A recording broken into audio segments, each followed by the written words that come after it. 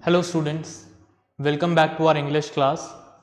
Last class में class 10th का footprint without feet chapter book से चैप्टर डिस्कस कर रहे थे हम, जिसका नाम था the making of a scientist.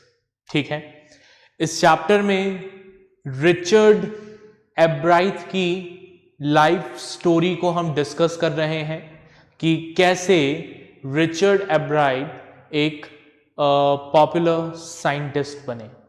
ठीक है, तो हमने अभी तक पढ़ा कि एट द एज ऑफ 22 उन्होंने अपनी एक थ्योरी पब्लिश की थी अबाउट हाउ सेल्स वर्क। ठीक है, जिस थ्योरी ने उन्हें बहुत ज़्यादा पॉपुलैरिटी दिलाई, पूरे साइंटिफिक कम्युनिटी को हैरान कर दिया, सरप्राइज कर दिया। और इस थ्योरी को नेशनल एकेडमी ऑफ साइंस के जर्नल में पब्लिश किया गया।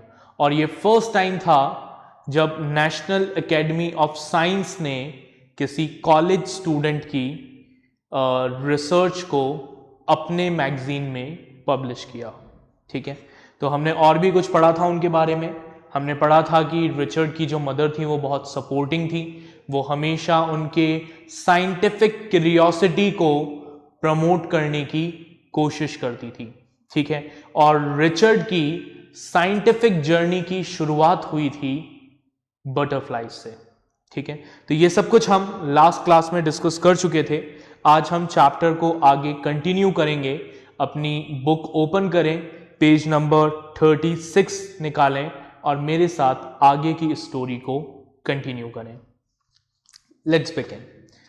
In his second year in high school, Richard Ebright began the research that led to his discovery of an unknown insect hormone. ठीक है, रिचर्ड ने अपने हाई स्कूल के second year में, कब? इन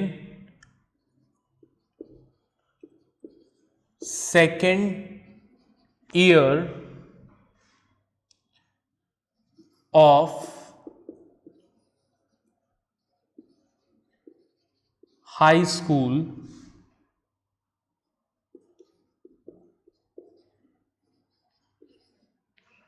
Richard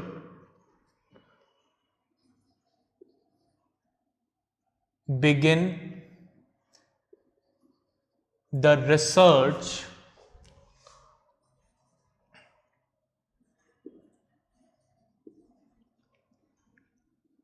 that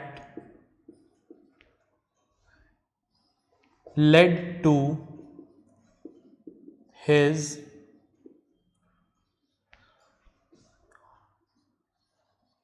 discovery of an unknown insect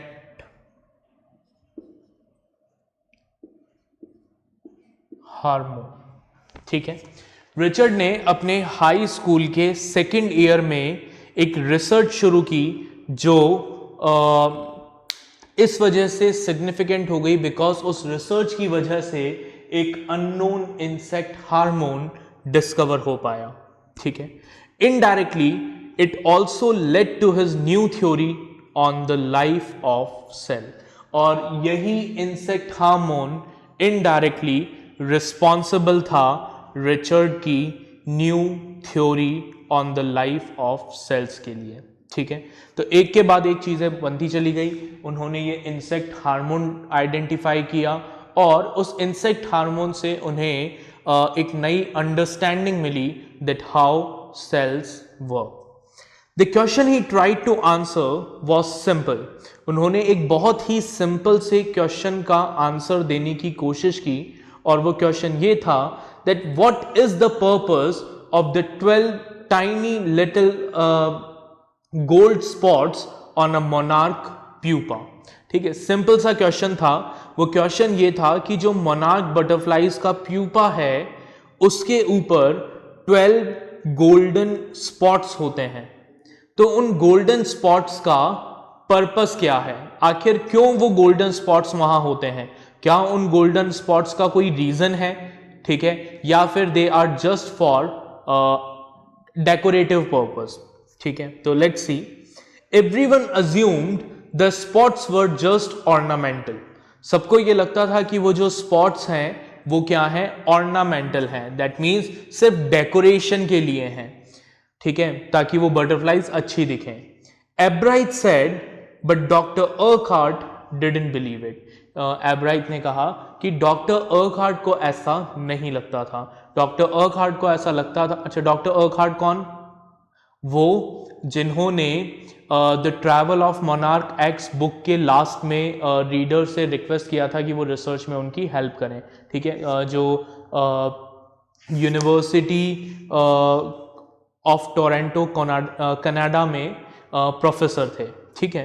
तो doctor अर्कहार्ट को लगता था कि इन डॉट्स का कोई पर्पस है, ठीक है। आगे देखें, to find the answer Ebright and another excellent science student first had to build a device that showed that the spots were producing a hormone necessary for the butterfly's full development. अब इस question का answer ढूंढने के लिए एब्राइट और एक और उनका एक और दूसरा एक्सेलेंट साइंस स्टूडेंट जो उनके साथ में पढ़ता था, उन्हें एक ऐसा डिवाइस बनाना पड़ा जो ये शो कर सके कि उन स्पॉट्स से एक्चुअल में एक हार्मोन प्रोड्यूस होता है जो बटरफ्लाई के फुल डेवलपमेंट के लिए नेसेसरी है।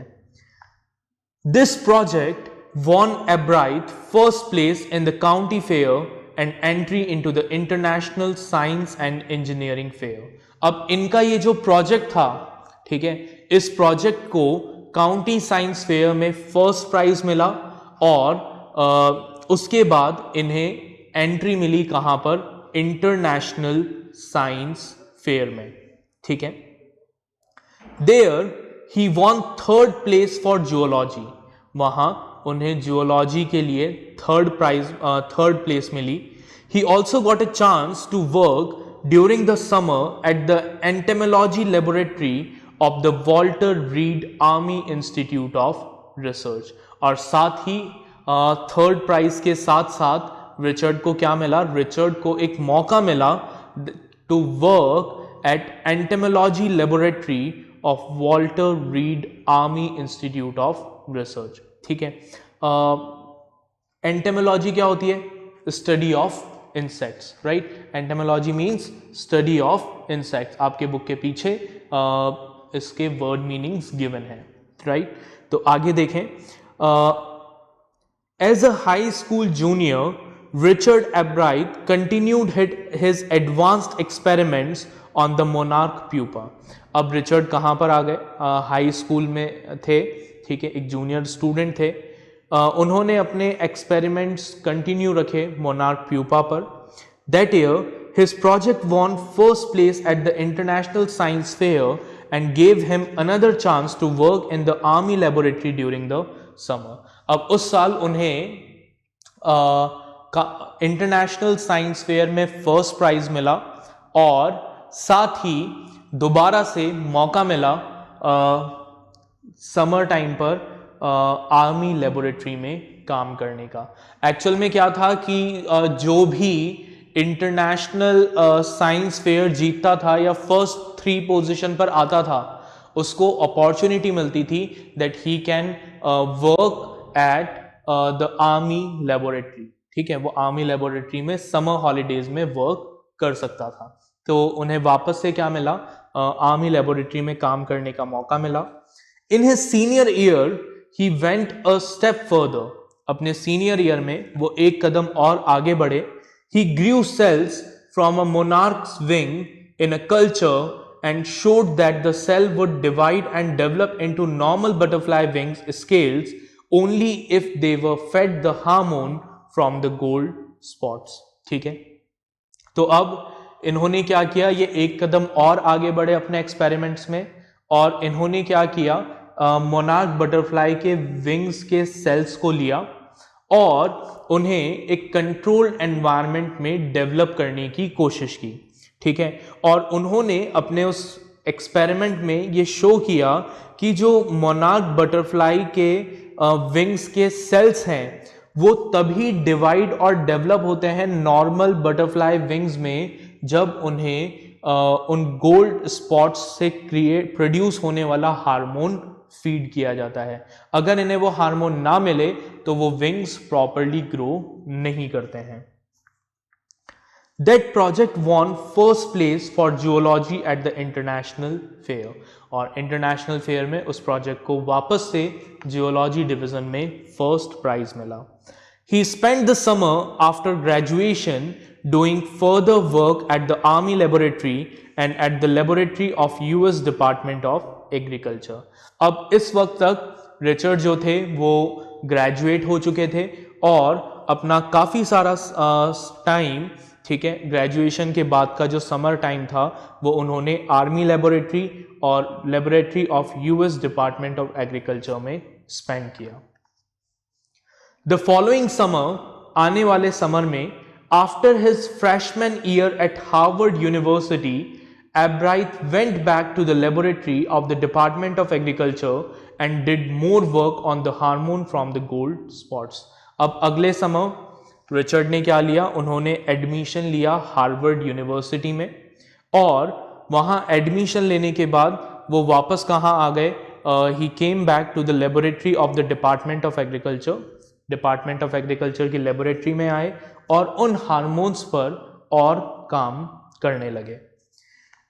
Using the laboratory's sophisticated instruments, he was able to identify the hormones' chemical structure। अब लेबोरेटरी के जो sophisticated instruments थे, upgraded instruments थे, उन instruments की मदद से एब्राइथ ने क्या किया, उन हार्मोन्स का, ठीक है, कौन से हार्मोन का, वो हार्मोन जो उन गोल्ड स्पॉट से बनता है, ठीक है, उन हार्मोन्स का केमिकल स्ट्रक्चर पता कर लिया। When he saw those photos, Albright didn't shout Eureka or even I have got it। अब जब एब्राइथ ने उन फोटोज को देखा, उस हार्मोन के केमिकल स्ट्रक्चर के फोटोग्राफ्स को देखा, तो ऐसा नहीं था कि एब्राइथ जो है वो खुशी से चिल्लाने लगे eureka, I have got it, I won, इस तरह का उन्होंने कुछ नहीं किया। But he believed that along with his findings about insect hormones, the photos gave him the answer or one of biology's puzzle। ठीक है, बल्कि उन्हें क्या लगा, उन्होंने जब वो फोटोज देखे तो उनको ये लगा कि इन फोटोग्राफ्स ने उन्हें बायोलॉजी की एक सबसे बड़ी पजल का आंसर दे दिया है। ठीक है, और वो क्या पजल थी, how the cell can read the blueprint of its DNA, कि ये जो सेल्स हैं ये डीएनए को कैसे रीड करते हैं। DNA is the substance in the nucleus of a cell that controls heredity. DNA आपने अपने साइंस में पढ़ा होगा कि डीएनए क्या होता है। डीएनए वो सब्सटेंस है जो सेल के न्यूक्लियस में होता है और जो हेरिडिटी को कंट्रोल करता है। ठीक है, जिसमें हमारा हेरिडिटी के कोड्स होते हैं, जेनेटिक कोड्स होते हैं, right. It determines the form and function of cell. ये डीएनए डिटरमाइन करता है कि जो सेल है उनका स्ट्रक्चर कैसा होगा, उनका फॉर्म कैसा होगा और उनका फंक्शन कैसा होगा। दस DNA is the blueprint of life. तो हम ये कह सकते हैं कि डीएनए क्या है, डीएनए लाइफ का ब्लूप्रिंट है। Albright and his college roommate James R. Wong worked all that night drawing pictures and constructing plastic models of molecules to show how it could happen। अब जब इन्हें ये पता लगा, ठीक है, इन्हें वो पिक्चर्स इन्होंने देखे उस हार्मोन के केमिकल स्ट्रक्चर के, तो इन्हें समझ में आया कि कैसे जो सेल्स हैं वो डीएनए को रीड करती हैं, राइट। और उसके बाद रात भर एब्राइथ और उनके जो कॉलेज रूममेट थे जेम्स आर वोंग, वो रात भर काम करते रहे, पिक्चर्स बनाते रहे, प्लास्टिक मॉडल्स बनाते रहे मॉलिक्यूल्स के, ये समझाने के लिए कि ऐसा कैसे होता है। Together they letter wrote the paper that explained the theory. और फिर बाद में दोनों ने साथ में मिलकर क्या किया, एक पेपर लिखा जिसमें उन्होंने अपनी इस थ्योरी को एक्सप्लेन किया था। ठीक है, ये वही पेपर था जिसके बारे में हमने चैप्टर की स्टार्टिंग में पढ़ा था, जो नेशनल एकेडमी ऑफ साइंस के जर्नल में पब्लिश हुआ था। Right, surprising no one who knew him, Richard Albright graduated from Harvard with highest honors, second in his class of 1510 students. Richard ने अपना ग्रेजुएशन हार्वर्ड यूनिवर्सिटी से complete किया with the highest honour. ठीक है, अपने graduation ये second पर थे अपनी क्लास में। ठीक है, आउट ऑफ 1510 स्टूडेंट्स। ठीक है, 1510 बच्चों में से सेकंड पोजीशन पर आए थे। Albright went on to become a graduate student researcher at Harvard Medical School. उसके बाद रिचर्ड जो थे वो क्या बन गए, ग्रेजुएट स्टूडेंट रिसर्चर बन गए हार्वर्ड मेडिकल स्कूल में। There he began doing experiments to test his theory. और वहां क्या करने लगे, अपने वापस से एक्सपेरिमेंट्स करने लगे अपनी थ्योरीज को टेस्ट करने के लिए। If the theory proves correct, it will be a big step towards understanding the process of life. अगर उनकी वो थ्योरी करेक्ट प्रूव होती तो वो एक बहुत ही बड़ा स्टेप होती। ठीक है, क्या प्रूव करने के लिए, लाइफ के प्रोसेस को समझने के लिए। It might also lead to new ideas for preventing some types of cancer and other diseases. और उनकी ये थ्योरी शायद कैंसर और ऐसी ही दूसरी डिजीजेस को रोकने में एक बहुत इंपॉर्टेंट रोल प्ले करती। All of this is possible because of एब्राइट scientific curiosity. और ये सब कुछ सिर्फ किस वजह से हुआ, ये सब कुछ हुआ एब्राइट की साइंटिफिक क्यूरियोसिटी की वजह से। His high school research into the purpose of the spots on a monarch pupa eventually led him to his theory about cell life. उनका जो एक हाई स्कूल का रिसर्च प्रोजेक्ट था, एक बहुत ही बेसिक सा प्रोजेक्ट कि मोनार्क बटरफ्लाइज के जो प्यूपा होते हैं उन पे वो गोल्ड स्पॉट्स क्यों होते हैं, उस छोटे से प्रोजेक्ट ने उन्हें इस सेल लाइफ की थ्योरी को समझने के लिए एक नई रिसर्च करने के लिए प्रमोट किया। Richard Ebright has been interested in science since he first begin collecting butterflies. Richard Ebright जो थे वो बचपन से साइंस में इंटरेस्टेड थे, तब से अपने किंडरगार्टन से जब से उन्होंने बटरफ्लाइज को कलेक्ट करना स्टार्ट किया था। But not so deeply that he hasn't time for other interests. लेकिन हाँ, ऐसा नहीं था कि रिचर्ड को साइंस के अलावा और कुछ नजर ही नहीं आता था। ठीक है, ऐसा नहीं था। He was interested in science, but he also pursued other interests. Albright also became a champion debater and public speaker and a good canoeist and all around outdoor person. Richard जो थे वो एक चैंपियन डिबेटर थे, एक बहुत अच्छे public speaker थे। ठीक है, एक अच्छे कैनोइस्ट थे। कैनो क्या होती है, एक बोट होती है, ठीक है, जिसमें एक सिंगल पर्सन ट्रैवल करता है। ठीक है, तो बहुत अच्छे कैनोइस्ट थे। ठीक है, and all around outdoor person, और आउटडोर पर्सन थे, आउटडोर एक्टिविटीज में बहुत एक्टिवली पार्टिसिपेट करते थे। He is also an expert photographer, particularly of nature and scientific exhibits. एक एक्सपर्ट फोटोग्राफर भी थे, खासकर नेचर और साइंटिफिक एग्जिबिट्स के बहुत अच्छे प्रोफेशनल लेवल के फोटोग्राफ्स क्लिक करते थे। इन high school Richard एब्राइट was a straight a student. अपने हाई स्कूल में वो स्ट्रेट ए स्टूडेंट थे, हर एग्जाम में A grade A grade A grade. Because learning was easy, he turned a lot of his energy towards the debating and model United Nations Club. ठीक है, अब क्योंकि उनको याद करने में दिक्कत नहीं आती थी, लर्निंग में उनका इंटरेस्ट था, बहुत इजीली वो चीजों को याद कर लेते थे, इसलिए पढ़ने में तो दिक्कत होती नहीं थी, तो अपना जो रिमेनिंग टाइम था वो टाइम वो कहाँ स्पेंड करते थे, towards the debating and model United Nations club में डिवोट करते थे। He also found someone to admire, उन्हें एक ऐसा पर्सन भी मिल गया था जिसे वो एडमायर करते थे, और उनका नाम था रिचर्ड ए वीरर। ठीक है, his social studies teacher and advisor to both club. Richard A Weirer कौन थे? ये उनके सोशल स्टडीज टीचर थे और डिबेटिंग क्लब और मॉडल यूनाइटेड नेशंस क्लब दोनों के ही एडवाइजर भी थे। Mister Weirer was the perfect person for me then.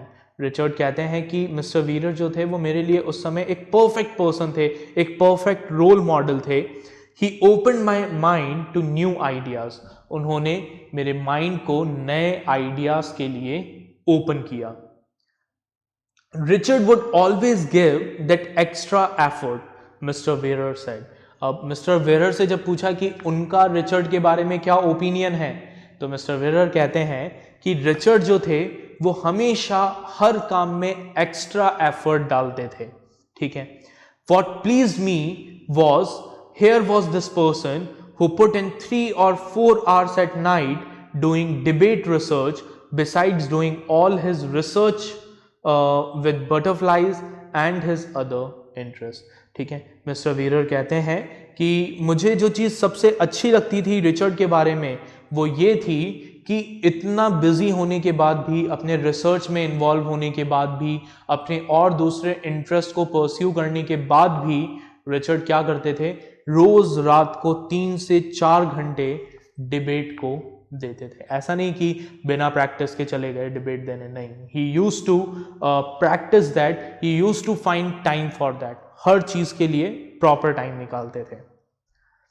Richard was competitive, Mister Weirer continued. Mister Weirer आगे कहते हैं कि रिचर्ड बहुत कॉम्पिटिटिव थे, but not in a bad sense, लेकिन बैड सेंस में नहीं।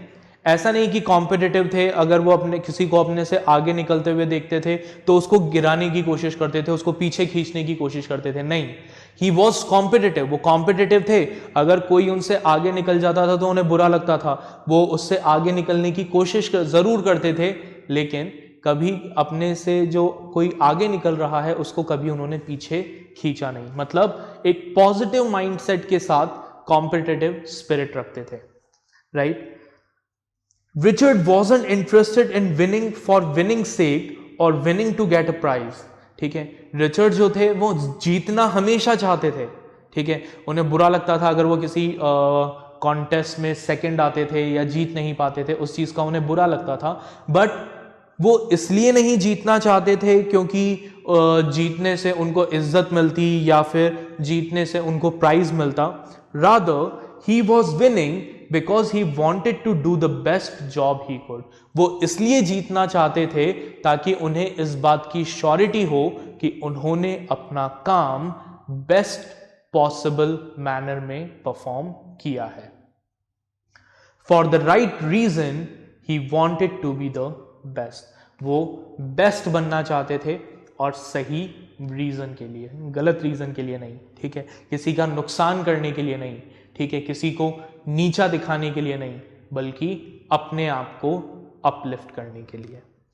And this is one of the ingredients in the making of a scientist. और शायद एक साइंटिस्ट को बनाने का यही एक मेन इंग्रेडिएंट भी है। ठीक है, तो कैसे बनाना है साइंटिस्ट? अगर आपको साइंटिस्ट बनाना है तो क्या करना है, क्या क्या चाहिए? First rate mind. ठीक है, ए ग्रेड माइंड, एक बहुत अच्छा दिमाग। ठीक है, इसमें क्या ऐड करना है? प्लस क्या ऐड करेंगे हम इसमें?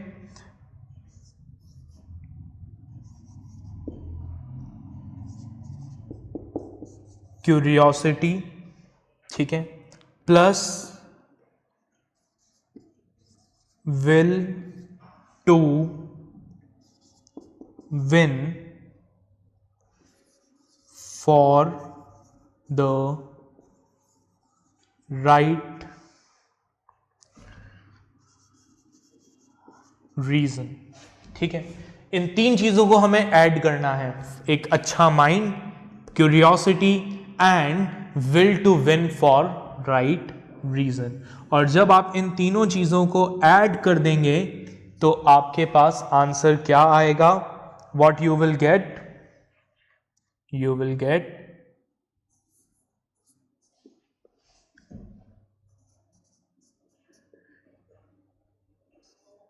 a scientist. ठीक है, so what is the recipe of making a scientist? It's very simple. What do you need? You need a first rate mind, एक बहुत अच्छा दिमाग, प्लस क्यूरियोसिटी और सही रीजन से जीतने की इच्छा। ठीक है, जब इन तीनों क्वालिटीज को किसी एक सिंगल पर्सन में मर्ज कर दिया जाता है तो उससे क्या बनता है? उससे बनता है एक साइंटिस्ट। ठीक है, Ebright has these qualities. Ebright में, रिचर्ड में ये तीनों क्वालिटीज थी। From the time the book the travels of monarch X open the world of science to him, Richard Ebright has never lost his scientific curiosity. उस दिन से, जिस दिन उसे the travel of monarch X मिली और उस बुक ने रिचर्ड के सामने साइंटिफिक क्यूरियोसिटी के दरवाजे खोल दिए, उस दिन से लेकर एंड तक कभी भी रिचर्ड ने अपनी उस साइंटिफिक क्यूरियोसिटी को नहीं खोया। उन्होंने कंटिन्यूअसली उस क्यूरियोसिटी को मेंटेन्ड रखा और उसी का रीजन था दैट वो उस थ्योरी पर पहुंच पाए जिस थ्योरी ने ये एक्सप्लेन किया दैट हाउ सेल्स वर्क। वरना नॉर्मल लोगों ने तो क्या माना था? नॉर्मल लोगों ने तो ये मान लिया था कि मोनार्क प्यूपा पर जो 8 गोल्डन डॉट्स हैं वो सिर्फ क्या है? ऑर्नामेंटल है, डेकोरेटिव पर्पस के लिए है। बट रिचर्ड ने उस चीज को एक्सेप्ट नहीं किया, उसने उस पर रिसर्च किया। उस रिसर्च से वो एक नए इंसेक्ट हार्मोन को आइडेंटिफाई कर पाए और उस इंसेक्ट हार्मोन से उन्हें पता लगा हाउ सेल्स वर्क। राइट, तो ये था हमारा चैप्टर। राइट, आई होप आपको ये चैप्टर समझ में आया होगा। राइट, इस चैप्टर को एक बार दोबारा रीड करिएगा, जरूर करिएगा। ठीक है, क्योंकि फैक्चुअल पार्ट बहुत सारा है यहाँ पर। ठीक है, तो हो सकता है चैप्टर आपको थोड़ा सा डिफिकल्ट लगेगा। राइट, तो इसको एक बार दोबारा से रीड करिएगा। जो वर्कशीट आपको मिलेगी उस वर्कशीट को सॉल्व करिएगा। राइट, फिर हम मिलेंगे अगले लेक्चर में अगले स्टोरी के साथ, अगले चैप्टर के साथ। Right, till then take care, bye everyone.